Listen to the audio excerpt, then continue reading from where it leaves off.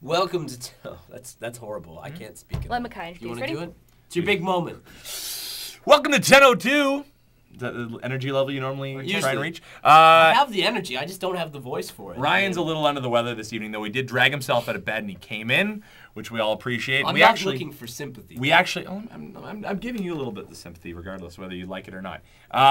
But even though he was, his voice wasn't in top form, the show was this evening. We had a great lineup and a great. Yeah, let's talk a little bit about your little altercation down at the. I was going to almost say the retailer. I've been thinking a lot about that. As you may have heard, if you didn't, what transpired earlier this evening. I went to get Ryan a lemon to soothe his voice because that's just the type of guy I am. That actually worked well, though. Good. While I was there, I bought some grapes. My total, the bill came to $5.12. And on my way out of the grocery store, I grabbed a single cherry. On the way out? On the way out. One by the stem, so I wasn't contaminating, as some listeners were accusing me of doing. And I ate it, and I didn't pay for it. And I feel no remorse whatsoever. You just contaminated the world with your selfishness. Well, swine flu started. Mackay Thief Taggart. Yeah. I don't feel, I mean, I've honestly, I've never. Honestly, tomorrow for 10:02, can we go during the day tomorrow and apologize? You know what? Or at least. Well, I don't feel Won't bad. you get arrested? So I don't like to apologize for things that I don't feel bad about. I'm sure Maybe you could buy a cherry from another store and place it back.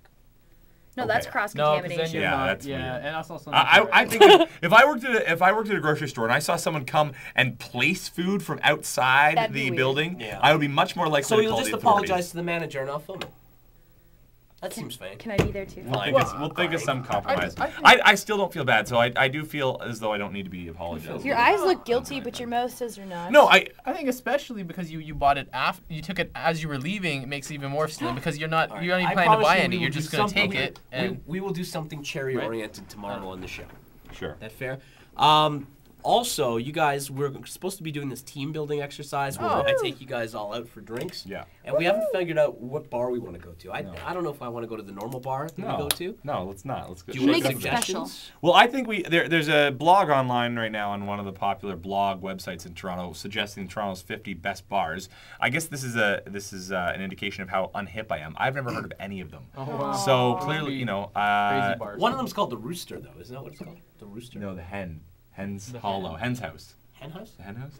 Fox's Den? Sounds good to me. Fox's Den. It's a strip bar. Oh God. How do you know the name of that? I don't. Wow. Okay. Yeah. So if you have a suggestion though, send it in and maybe we'll put all of them into a hat and what we'll do. And you can come with us. There are a lot of psychos out there, Ryan. Let's not make that promise. I'm sure no one that 99% watches of our 10:02. listeners. No one that watches Apologize to 10:02. everybody who No, watches. I'm apologizing to the one psycho who would be the person who we happen to choose. And what we'll do is we'll pick your bar, and then we'll leave a $20 bar tab that you can come in another day. Wow. And use What's that. coming up on tomorrow night's show before you alienate anybody else? What about this? Soldiers in the military.